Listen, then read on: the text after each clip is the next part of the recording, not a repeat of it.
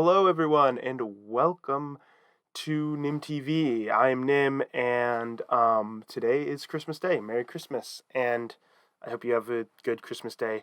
Today, I decided it would be a fun idea to actually go back and look at something I did 4 years ago today. 4 years ago on Christmas Day, I uploaded my very first short film, the very first attempt I ever had at filmmaking, which was a Christmas short film, obviously, hence why it was uploaded on Christmas Day.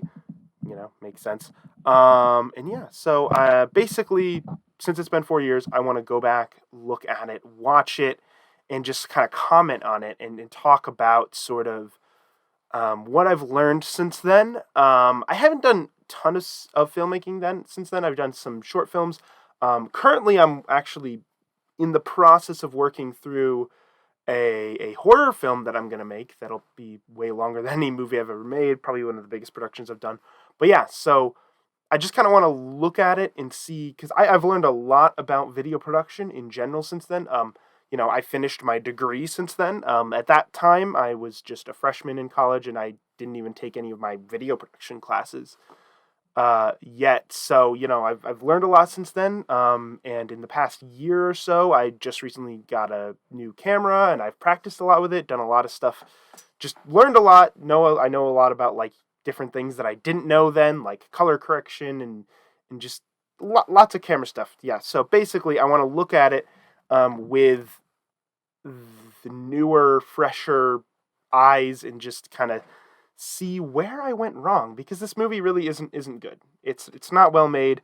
Um, there's passion behind it, and that's about it. So let's dive into that and see how it is. All right. So right off the bat, we got our Nim TV logo here. A Nim TV production, which is something I've added in pretty much every short film I've made, which really isn't a lot, but you know. So yeah, but I don't think I had my like logo yet, my Nim TV logo. So I just kind of had a Nim TV production. Um, so yeah, I think this was before I made that logo had been made. I actually didn't make it. A friend of mine made it. So I didn't really know. I didn't use Premiere back then, like for editing. So I didn't really know. And the editing software was just a free one, and I really didn't know a lot about just things looking nice. Because I mean, this was filmed on an iPhone, by the way. I believe an iPhone SE, not the newer SE, obviously the SE 2020, because obviously this was 4 years ago. This was 2017. That phone didn't exist yet. And funnily enough, the film is just titled, like if you can see the title up in the corner, it's just Nim TV Christmas Short Film 2017, because I didn't come up with a title. There was a while where I was trying to come up with a title, and I just couldn't think of a good title for it. So I was like, we'll just call it Nim TV Christmas Short Film 2017. That works. So yeah, so I have a little title sequence here with some credits starring Jacob Klein. So that's actually my brother. Co-starring Dylan Noor, he plays the homeless guy later on, and then this is so shaky. Like, look, I just want to point out. So obviously this is a phone camera, and I don't have like dollies or anything. But I really wanted to do like a really cinematic like close-up shot that like slowly pulls out, and I failed spectacularly at it. Like I feel like I should have put more practice into walking backwards while keeping a camera steady. There are methods to doing that. It is much more difficult actually with a phone camera, because there's something about like holding a little thing like this as compared to like holding a big camera, where you can kind of like hold it to your eye and hold it steady, or hold it to your chest to hold it steady, that you really can't do as well with a phone camera. So the fact that it's a phone camera actually makes this a lot harder to do. But yeah, there's definitely a lot of methods you can practice to kind of walk in a more smooth way, like a certain way to step. So one thing when you do moving shots like this is a lot of times they kind of bump up and down every time you take a step. It's like you take a footstep, it's like bumps up, bumps up. There's like methods that you can kind of do where you do like if you're walking forward with the camera, you do like a heel to toe step, instead of like a full normal step, and just kind of if you can picture in your head what I'm describing, if you're walking backwards, you can do kind of like a toe to heel step. Something that I personally kind of want to practice with a little bit more if I ever do shots like this again, because again, I don't have a steady cam, a gimbal, a a track. Like you put like a track with a dolly and everything. I don't have the proper equipment to make like a really smooth shot, the smooth shot that I wanted to make. This opening shot was actually originally going to be at a restaurant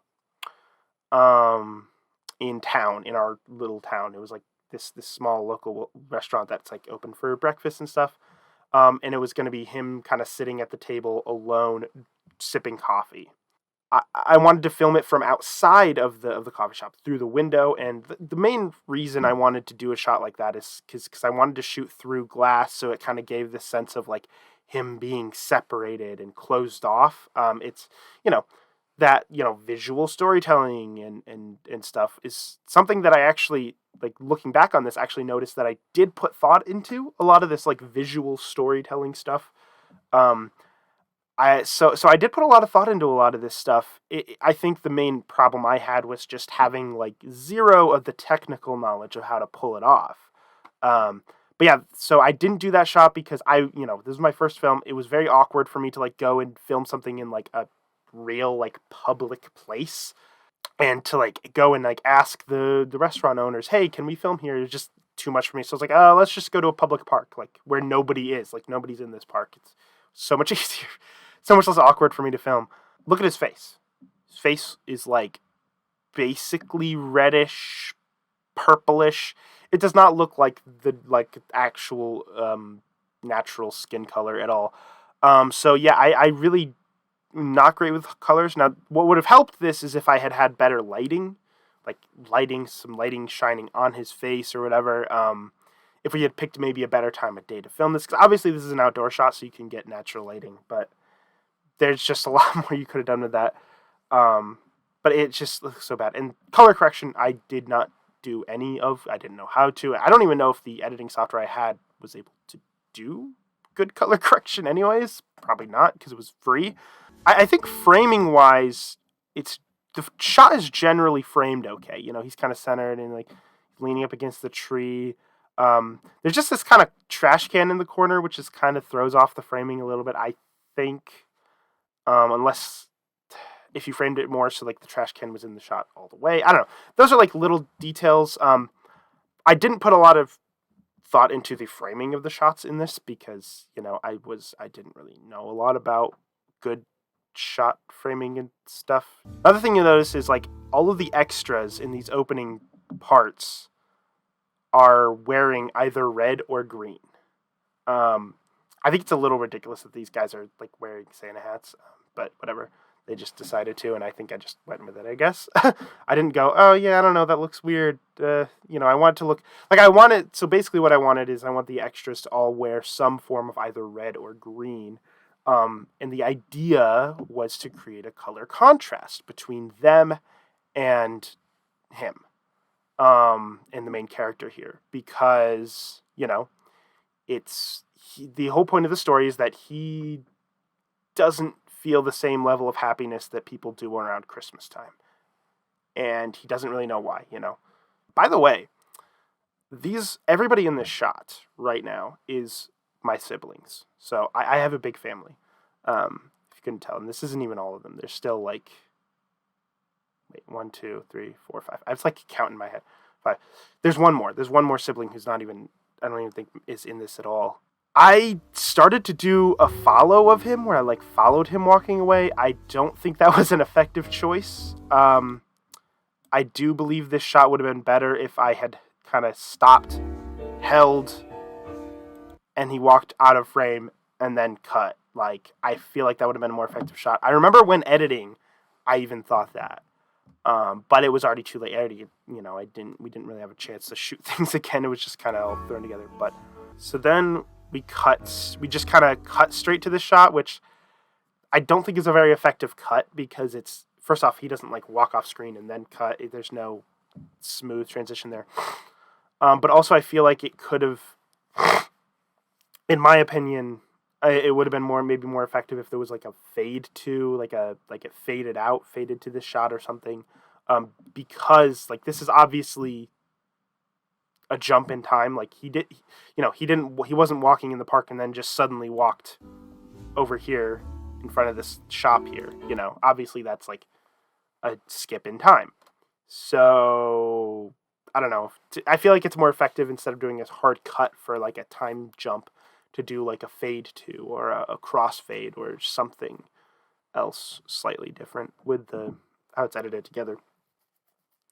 That's another thing I did not do, was think about how shots were going to be cut together. At least not completely. Sometimes I did, but like, so when editing, whenever you're filming something, you got to have a picture in mind, an idea in mind of like how things are going to be cut together to make sure that when, any shot movement you do is going to flow into the next really well.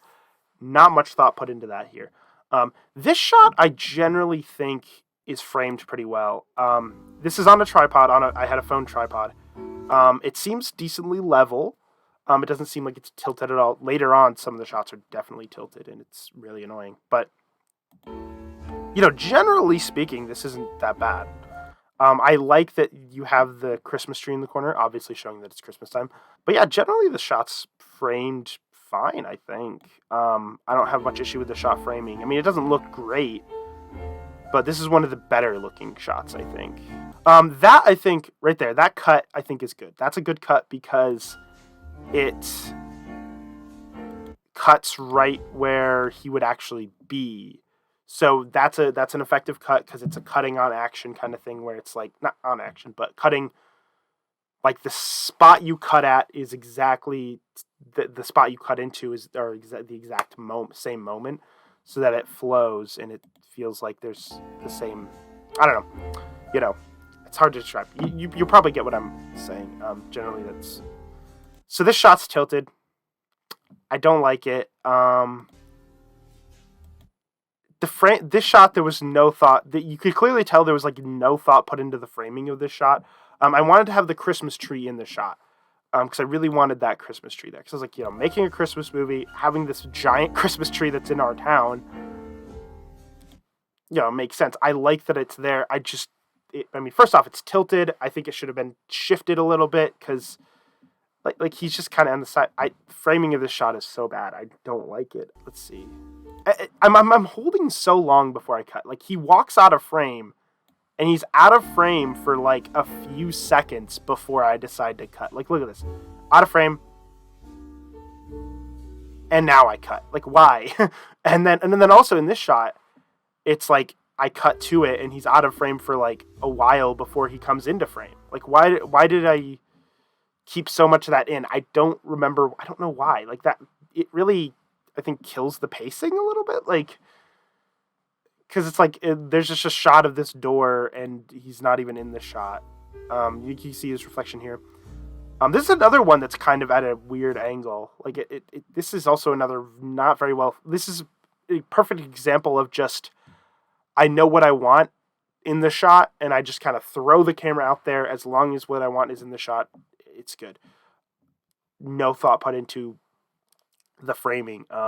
There wasn't going to be a good focus on lighting and stuff because I didn't really have proper lights and stuff. So at the time, I feel like it would have been better if I had put a focus on framing, on just really framing the shots well. Because, I have the camera. I have a tripod for the camera. So framing is something that no matter what budget you have, that's something you can put thought into and actually do well. So that's something I really should have focused on, and I did not. So yeah, the pacing of this, I feel like there could have been a lot more little details as far as cutaway shots. So like, he reaches for the door handle. Maybe I could have had a close-up of his hand on the door handle as he's opening. I don't know. It's just something to give the scene a little bit more momentum or sense of pacing. Because right now it's just a shot of him walking in, which I think would have been fine if it was a better framed shot too. I think that's also the case. But again, look at this. I hold for like so long before I cut to the next shot. And look, this is just a shot of just this room here before he finally comes into frame.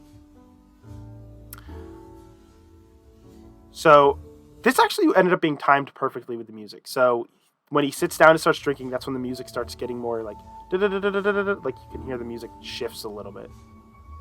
I think that's pretty well timed with it. But this is actually surprisingly one of the shots that I liked more because of the framing of this shot. I actually generally like the framing. First of all, I mean it's level. It's a level shot, which is, that's good.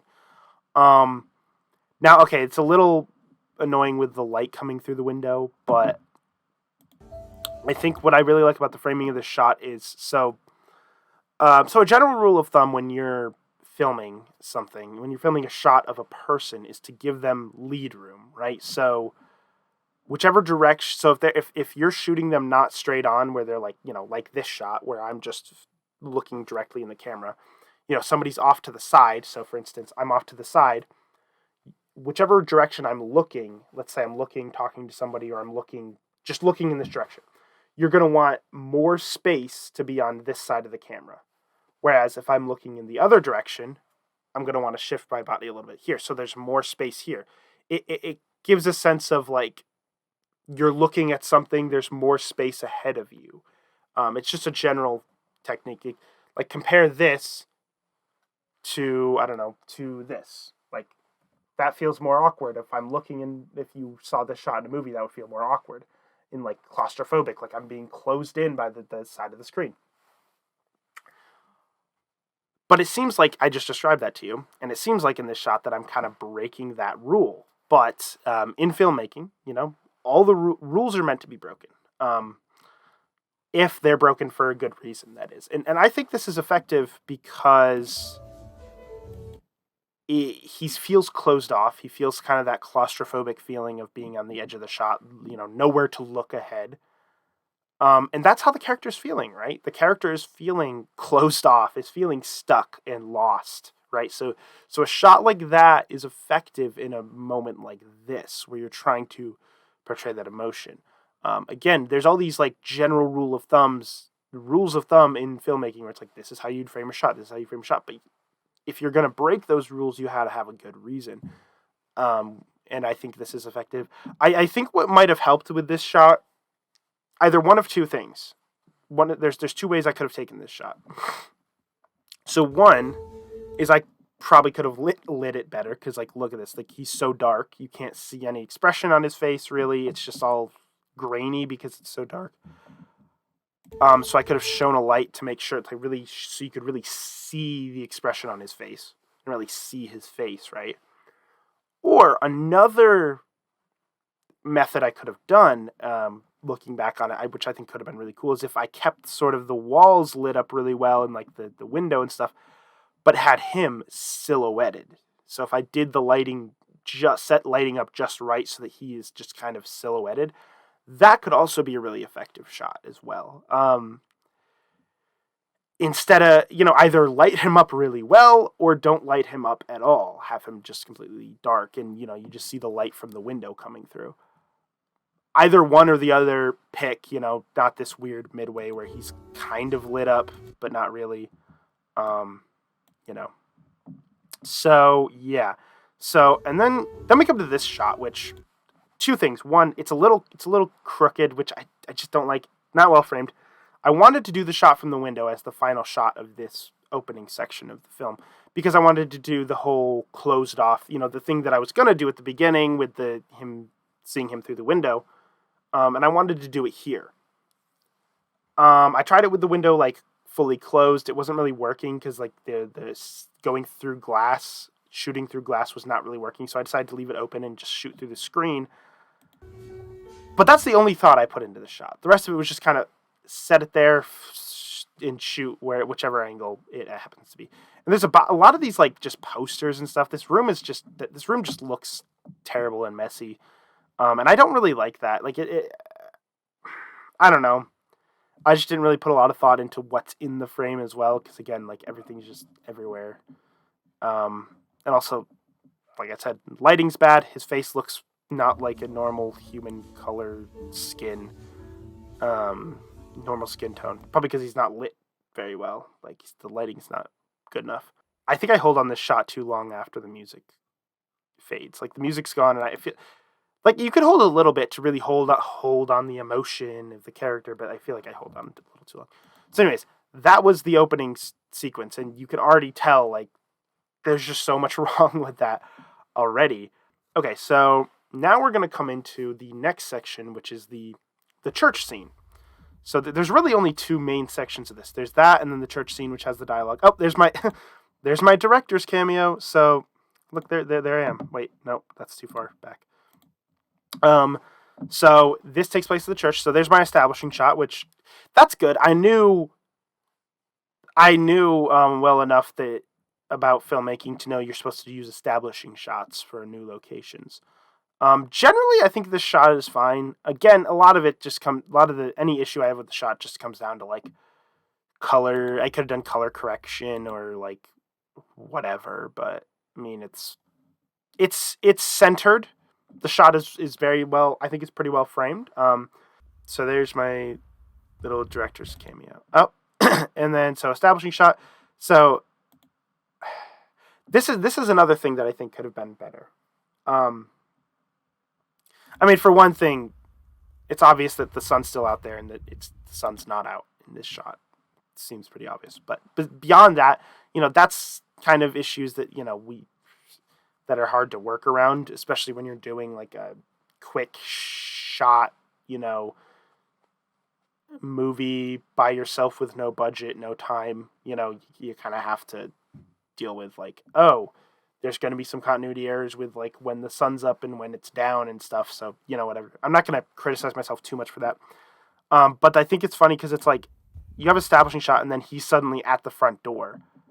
But like it would have been better if I had shot it and had him like walking on frame, walking to the door. And then as he got close, as the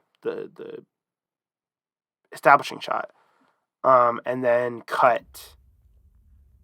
And then like had it cut as he's walking up to the door, then cut to this shot where he's at the door. So it feels like it's one fluid kind of motion, one fluid shot. That would have been a little bit more effective. So lighting's not great here. You can kind of see my reflection in the window here, just a little bit. This definitely could have been framed better. I don't know exactly how I would have done it, but I definitely, if I were to do this now, I definitely would have done it differently. So this isn't framed great either. I think generally filming it from a further distance is fine. But it's kind of tilted a little. There's so many like tilted shots in here that I just am annoyed by. But generally this is fine, I think. I mean, we did the best we could with the lighting. We turned on all the lights, as a lot of churches have. There's just kind of this bunch of lights overhead. So that's kind of what this is. Which does help a lot with the lighting. It's better than like the lighting you would get in like a normal like house or something. So it is better than that, but it's still not, the best. Which I actually really liked the idea of doing this. Like somebody's playing music in the church, and that's where the music of the scene comes from. I actually really like that idea. If I were to remake this, I would definitely use that concept. Maybe the song would be different that's being played. I don't know, like maybe I would change that up, but I really like that concept. I think that was a really cool concept. You have the establishing shot, you cut into him walking in, you cut into the piano being played, and then you cut into him walking into like the sanctuary area. So really good setup for the church, I think, generally speaking. It's just the shot framing is horrible. Interestingly enough, you might notice that the pews up here, the front ones where they actually sit for their conversation and stuff, are not very well lit up but the back ones here are, because for some reason, there's like different sections of the lighting where you can turn on, different lights. So you can turn on the lights that shine up the back. You can leave the front ones off. For some reason, we left the front ones off, the ones that are above them where they're sitting to talk. I don't know, which made the lighting of this scene so much worse than it could have been. I mean, it still would have been bad because I didn't have good lighting. First off, I didn't have good lighting sense in general for filmmaking, but also I just didn't have good like lights at all. Anyways, like good any professional lights or anything. Anyways, and it makes their faces look so bad, and it's not good. Again, this shot's tilted a little bit. It's not straight. I didn't really put thought into the framing. I don't know how I feel about the shot of just like doing the thing where it's just him walking in the corner from the same shot that's used for the like this shot could have been framed differently where it's like maybe centered as he's walking down the aisle and then as he gets into the pew then cut to a shot that's more like this of him sitting down. I think this could have been done a lot better. There needs to be more of a variety of shots, I think, cutting to. You know, you don't want to be cutting between different shots and angles like constantly too much. You don't want to do that, overdo that, but yeah, like see what I mean? Like look at his face. His face is like purplish reddish. The thing is, I filmed this shot and I used this as the like mat. So when you're filming a scene of two people talking, you know, really any scene, but you want one shot that's kind of like the master shot that kind of follows everybody and just gets everything in the shot. And then you might want to throw in some close-ups. So this is kind of like the master shot. So this is like the same shot that's used when the other guy comes on screen. Oh, it's slightly different, I think. The framing's, oh no, it is a different shot. The framing's different. Okay, I thought it was the same one. Apparently not. Okay, cool. So bad. But yeah, the framing of this is really bad. He should have been like either centered or I could film them from the side. I don't know. Something different, something more interesting. This is just, I threw the camera there and was like, okay, he's in frame. That's all that matters. That's pretty much how this was. I like that he looks up at the cross and then I get a shot of the cross in the church. I actually like that. And I did put some thought into framing this shot. I framed it so I tried to do a cool centered thing where the American flag is just right here and the Christian flag is just right here. So the two flags. And then like the podium and the cross. And I wanted like this little table down here, which has a Bible on it. And these two little bag things that are used for, what do you call it? For like the offering in the, you know, the church, you know, where people people donate money to the church. You know, that thing. That's what those are used for putting money in. But like, I thought it was cool with like the Bible there and everything. I thought it was a really cool shot. Show off the religious symbolism. Obviously, they're in a church, you know. So he looks up at the cross, and it's generally cut. That was actually good that I cut it as he's looking up. He looks up, then it cuts, because that's what he's looking at. He's looking at the cross. So that I think is generally pretty effective. I like that shot framing. And then then it cuts back, and this framing is even worse than the last. It's a little closer, a little further to the side. And it's tilted. Oh my gosh. This is also the shot where Dylan comes in. Okay, so this is weird. So the music's playing, and it just kind of cuts down. It just goes like it cuts down in a very unnatural way. Don't like it. So he goes sits down. So the audio, obviously recording, picked up the sound like as he's sitting down, he's like grabbing the pew, he's like, and it sounds like the wood creaking. It picked that up. That I was always so annoyed about when I was like editing and stuff. I was like, I wasn't supposed to pick that up. But yeah, look, his face looks so purple and stuff too. Like it's just so bad. There is, I was so mad when their faces looked so bad in the editing, and I didn't know how to fix it. So again, I actually do like the dialogue kinda. Some of it I think was not great if I remember, but so so there's like three main shots here. There's that first shot that kind of shows all of them completely. Oh. And then I decided to do basically a new cut anytime like there's a shift in the conversation where it's like something new and important is happening in the conversation, which generally is a good way to cut together conversation scenes in movies. I don't think the shots that I used look good, but all right. This shot is much better than the one before it. It has a little bit more depth to it from the angle. You can kind of see he's a little bit closer to the screen. He's a little bit further away. And then this shot definitely has more depth to it than the one previous. It's still not great, but it's better. There's a little bit more semblance of like thought put into it, I think. He's kind of, in the rule of thirds area, it's a little bit more thought to put into it. Again, their faces aren't lit enough for their faces to look good. They look just, I really wish I had done better, like, with the lighting. Again, there was a very simple fix, not complete fix. Like, it still might not have looked great, but it would have looked better if I had turned the front lights on. It's just, it still bugs me to this day, that I didn't do that. Like, I think even at the time it bugged me. I was like, why didn't I do that? Like, when I was editing, and it was already too late. Like, we didn't have time to, like, film more, and I wanted to upload it by Christmas, and so it just ended up being this. But, again, it's my first one, so it's fine. Yeah, I'm actually really liking the dialogue here. Like, I don't know, maybe I should start becoming more of a script writer. Maybe I'm great with dialogue. No, I don't think I. Again, I wanted to do. There's the next cut. So there's three important parts of the conversation where it cuts. So it starts with the two of them, wider shot, and then it goes until the conversation is just kind of more light, like, hey, what are you doing here, whatever. And he's like, here, let me tell you something. And he's like, it's a long story, let me tell you. And he's like, all right, yeah. And then it cuts to here because the conversation shifts. And now the conversation is shifting to the important statement at the end. This is the important moment of the conversation. What's that? So instead, I do a close-up on him. Now, the shot, it doesn't look good. It's not a good close-up. It's not framed well. There's so much, like, headroom here, which, if you know a lot about shot framing, yeah, that's not good. It's tilted again, and it's just, if this shot looked nice, that would have been good, but it just doesn't. It doesn't. But the idea is there. I think that's the thing I'm really realizing when watching this is a lot of the times the idea is there. It's just the execution that's not of.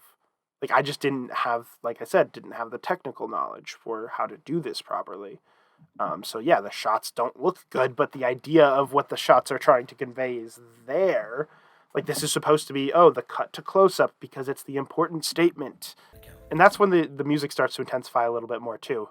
Because before it was just the regular, like, da-da-da-da, but now it's like, da-da-da-da-da, like, the music gets more. I think that the conversation was timed well with the music.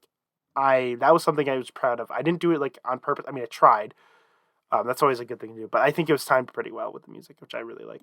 Oh my gosh, this shot might be one of the worst framed ones, though. Like, look at that. It's like I'm doing these, like, it's like I'm trying to do these, like, artistic Dutch angles or something. But I wasn't. I just threw the camera there and the tripod and didn't really try to level the shot. Didn't put time into leveling the shot. So he looks up. Oh, yeah, that's right. He looks up the cross again. This I like. Again, it doesn't look great. I mean, this shot looks fine. This shot looks fine. And again, it was a phone camera. If this was shot, like, with this camera that I have right now, that I'm shooting this with, I think it would have looked much better. Or if there was, like, maybe something more with the lighting as well. But I really like this. So the idea was, and I actually still really like this idea. It's, again, the shots just don't look good. But earlier, there's the other cross shot. Time he looks up at the cross, and it's from farther away. And you see the cross from farther away, and through this podium you can't really see the bottom of it. It's kind of, like, far away. It's like, it almost gives this sense of, like, you're far away from the cross, you're far away from it. And then after he has that conversation, he suddenly looks, and it's closer. The shot is closer. Again, he's not physically closer to the cross, but, like, when he's looking at it, it's like this cross is closer. I think I did actually do that on purpose for that reason, which I really like looking back at this, noticing that I was putting thought into this visual storytelling. It's just, again, the technical side was not there. This was before I had any technical knowledge of filmmaking whatsoever. So lighting is one thing, because lighting can be difficult to do if you don't have proper lighting equipment. You can do the best you have with what you have. But shot framing is something you can put thought into no matter what budget you have, right? How you frame your shots. I had a phone tripod. I had the phone camera that I was using. As far as still shots, at least, if it's a moving shot, it's probably going to look bad because it's hard to, like the opening shot was all, bouncy and stuff. But if it's a still shot, the one thing you can always control and put thought into, no matter what quality camera you have, is how are you framing your shot? How, what's in the shot? What's the angle you're getting? What angle is going to give the shot the most depth and make it the most interesting? And that's, I think, where I fail the most. Because, I can criticize like lighting and how shaky that first shot was and stuff, but a lot of stuff like that comes down to I just didn't have good equipment for it, And again, I can talk about how bad quality the camera is, but again, it was a phone camera. I didn't have a good camera like this one that I'm using now. So, a lot of that you can just kind of be like, yeah, I just wasn't ready for it. I didn't have the equipment for it. But that shot framing is something that I don't think there's an excuse for. It's just, obviously it's because I didn't know what I was doing, really. But that's something where it's like, that's something I had the ability to do better. So I think that's something I really want to criticize more in this is just that. And editing. I think there was just, like I pointed out about how like some of the shots hold on for too long before they cut to the next shot and stuff. Wait, can you see me in the reflection? Oh, there's me in the reflection again. So that I like. I like this shot. This is a good cutaway shot of, he comes out. This shot is okay. It's whatever. But this shot of him like opening, looking like that's a good shot. It's a well done shot, I think. I actually kind of like how he's like in shadows. That's kind of cool. Like the way the lighting is with the shadows. It's not great. It could have been better, but it's kind of cool. Another thing I want to point out before the end of this, because that's like the last shot, before the end, is another thing. So with the opening when he walks in and when he walks out. So this is when he walks in. You notice the lighting seems darker, doesn't it? Even though this is shot at the same door. Well, that's because for whatever reason, there's like two lights above the doors. One that's kind of closer to this door, the door on the one side, the one that's closer to the door on the other side. One of the lights was like out, so one side of the doors was like darker. And I actually, when I filmed, I actually put thought into that, and I was like, how about when he goes inside, I'm going to film it from the darker side so the lighting is darker because he's more in darkness now. He's not happy.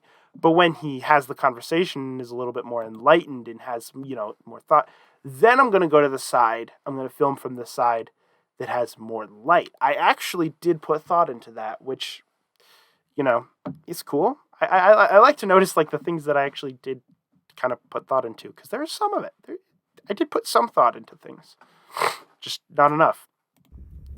So yeah, he does that, and then I definitely hold on this shot for too long. Like he's been away, he's been out of the shot for like a few seconds now, and then I cut to credits. Oh, and then in the credits I use the same song from the beginning, except the version that has lyrics, because in the beginning I used the instrumental version of the song, so now I actually use the. And I think I actually tone shifted it a tiny bit so that it wouldn't get copyright claimed. I think it was interesting to like look back on and just kind of. Because I don't watch it often. Obviously, why would I watch? It's not like I'm watch this every year or anything. I rarely ever watch this. I remember at the time I was actually very proud of it. I knew it. I knew it had flaws. Obviously, I knew it wasn't very good, but I was actually very proud of a lot of things, and I think you might be able to tell that from when I'm watching this to see that I did put thought into some of the design of things, some things. So yeah, I ended up being very proud of it, and it was a big deal to me because obviously it was the first short film I ever made. But yeah, looking back on it, it's not good, but I'm really, really happy that I made it. Because again, it's it's the first experience. It's the practice you get from it. But yeah, everybody needs that sort of first thing they do that just sucks. That you have to get through before you start like improving and then eventually actually making good stuff. So hopefully in the future I can make some good films as well. Right, like I think I mentioned this at the beginning of this video, I'm actually working towards producing a horror film. That'll be probably the biggest production I've ever done when I actually do it. I'm not sure when it'll be, and it'll even be something that I might even try to submit to film festivals and stuff. So, and it'll be leaps and bounds above like this in terms of quality and production and length, because it's going to be, the longest thing I've ever made. My estimate is 30 to 45 minutes ish. But yeah, so it's crazy to see, just how far I've come since then. I haven't made a ton of like films per se, but I've done a lot of practice with video production. I've worked in video production. I actually do like live sports filming and stuff, and I do, and I've practiced this camera I bought earlier this year, and I've done a lot of like practicing with it, stuff that I haven't like uploaded or posted anywhere. So I definitely learned a lot, since this, like a lot in editing skills, in just filming skills. But yeah, so it's really cool. So I think what I might actually do is I might start going back to every one of my short films and doing something just like this. Every time I get to like 4 years after it's come out. So the next one would be Conflicting Thoughts, which is I think came out in it came out in 2018, but it came out in like I want to say February or March. There's two Conflicting Thoughts. I remade that. But so maybe I'll upload a video of that in February, March, whenever that came out. And then after that, there was a fake documentary I did for a class project. So I might do that later. That would be later this year as well. Closer to like May, I believe, this year. So I might do those as like a cool, like 4 years later, looking back kind of thing as well. But yeah, this was a lot of fun. I really liked this. Yeah, it was fun to just kind of comment on things like what would I do if I were to remake this? What would I have done differently to make this better than what it is?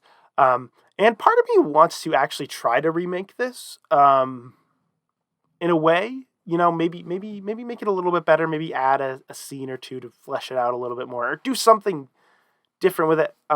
Part of me does kind of want to remake it because I think that would be a fun experiment. I mean, I already did that with Conflicting Thoughts, where like I made it, and then a year and a half or so after I made it, my skills were better, and I was like, I could make this better, and then I remade it and made it a lot better. That's another one where I think I could, if I remade that one, I probably would make it even better than the last remake I did. But I don't know if I'm gonna do that. You don't want to remake the same thing too many times. But yeah, maybe I'll try to remake this next Christmas. I don't know. That would actually be cool because that'd be 5 years after the original, so that'd be like a cool like 5-year anniversary thing. But yeah, I'm really happy I did this. I made this film, and this is the beginning. This was the beginning of my filmmaking journey, and I hope that even where I'm at now is only kind of the beginning of my filmmaking journey, right? I really hope it goes so much more places in the future. Maybe maybe in 4 years from now, I can look back at stuff I did in this year, or videos I've made this year, and be like, oh, here's how I could have done it better. But yeah, it is crazy to see the growth I've had, because at the time I remember making it and thinking it was fun and I enjoyed it because I loved filmmaking, but I remember also being kind of overwhelmed, thinking like, oh, there's so much more to this filmmaking thing than I thought there was. How am I ever going to get good at it? And now looking back, I'm still not there. I still got a lot of like learning I can do, and more I can do for sure. Hopefully I can showcase some of that in this horror film I'm making. But I can really look back and be like, yeah, you know what? I did learn a lot of those things that I didn't think, that I thought were really complicated back then. I did get better with a lot of those things. So it's really nice to look back on. So, yeah. Anyways, I don't want to make this too long-winded. Merry Christmas, everyone. I hope you're having a great Christmas. And yeah, thank you so much for watching, everyone. Goodbye.